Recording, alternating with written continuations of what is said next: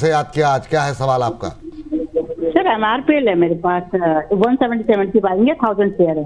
चलिए बहुत और शानदार। अभी मैं मैम से पूछने ही जा रहा था, तो मैंने इसीलिए नहीं पूछा कि आपका कॉल आ जाएगा। जी एक छोटा सा क्वेश्चन और था कि मेरे पास रेणुका शुगर है 29 की बाइंग है, क्या उसको निकाल के IFCI या MRPL में और लगा सकती हूँ? अच्छा, IFCI भी है क्या आपके पास? हाँ वो भी है मेरे पास, दोनों ही है। वो किस भाव पे लिया हुआ है? वो एक्चुअल में अभी एक मिनट देखना पड़ेगा सर।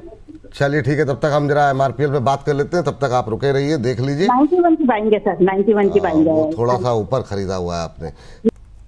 रेणुका शुगर में इनकी बाइंग कितने की है 29, 29, 6 रुपए का लॉस हो रहा है। परसेंटेज वाइज तो ज्यादा ही है ये। हाँ। नहीं, आपको यहाँ पर ही 30 रुपए से 32 रुपए का एग्जिट मिल जाएगा। और परसेंटेज वाइज जो बड़ा जंप रेणुका शुगर कर सकता है, उतने परसेंटेज में बाकी सारे स्टॉक्स उतना मूव करना थोड़ा मुश्किल जा सकता है, क्योंकि बाकी सब चले हुए स्टॉक्स है, एक्सेप्शनली दिस MRPL। तो इसी में बने रहिए। अगर आपके पास फंड्स का क्रंच है तो चर्निंग की जरूरत नहीं है। ग्रेजुअली शुगर स्टॉक्स एक एक करके रडार पर हैं, मतलब चल रहे हैं एक के बाद दूसरा। तो रेणुका शुगर अमूमन सबसे लेट आता है, तो लास्ट वाली बोगी इसको बोल सकते हैं आप। तो फिलहाल के लिए 30 से 32 रुपए के लिए आप इसी में बने रह जाइए, चेंज करने की जरूरत मुझे तो नहीं लगती।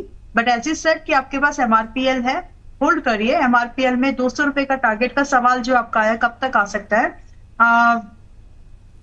वैसे तो है संभावना कि इस महीने ही आ जाए, लेकिन फिर भी आप मतलब इसी हफ्ते आ जाए।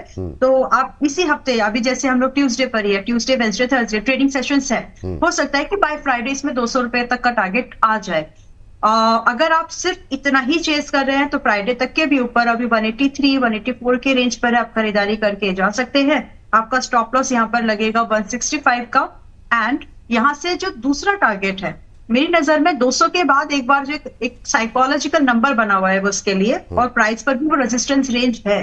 तो एक बार इसने 200 अटेम्प्ट कर लिया, ब्रेकआउट कर लिया, तो उसके बाद यहाँ से जो अगला पड़ाव होगा वो 240 का होगा, which is like 20% from 200 itself. तो अच्छी खासी अपसाइड यहाँ पर दिख रही है, बची हुई है, इसको अटेम्प्ट करना चाहिए। So ranging from 10 to up to 35% की अपसाइड MRPL में अब भी है, दो टारगेट्स के लिए, जिसमें 200 और 240 आते हैं। स्टॉप लॉस आपका 165 का बैठता है। चलिए, तो एक बार 200 पे आप दोबारा भी सवाल पूछ लीजिएगा, है ना, वहां पे क्या स्थिति बनती है।